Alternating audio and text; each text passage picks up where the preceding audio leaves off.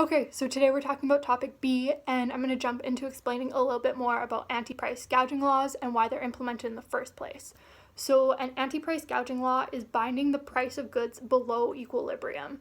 What this is doing is it's preventing the supplier from taking advantage of consumers in a fragile state when in emergency, and it's not letting them increase the goods to an irrational price.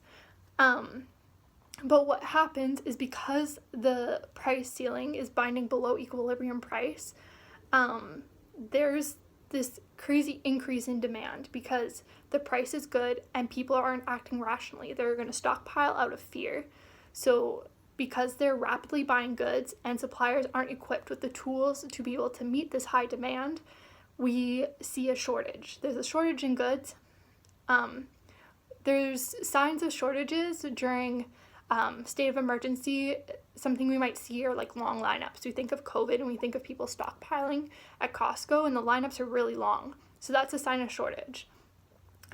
Because buyers are in the state of emergency, they're willing to pay a lot more, but the government has capped the price. So because they're willing to pay more, the price ceiling is preventing mutual beneficial trade from happening.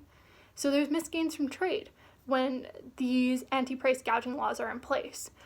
But we need something in place to prevent the price of essential goods from rising to a point where it is not accessible to everyone. Like, we don't want that to happen. So what the government could do instead is, because the domestic price is going to be higher than the world price, we're going to want to start importing goods. So this place that has and is in a state of emergency, they do not have the comparative advantage. So what they will do is they will bring in new goods. They'll bring in goods, they'll import the goods, and this is going to be lower than the equilibrium price, which is a good thing. That was the point of the anti-price gouging laws too, but in this case, supply can keep up with demand. So when a country imports these goods under free trade, the domestic buyers are better off, domestic sellers are worse off, but our total surplus is increased, so the country's economic well-being rises, which is a good thing, so that when the state of emergency ends, the country's economic well-being isn't in complete chaos.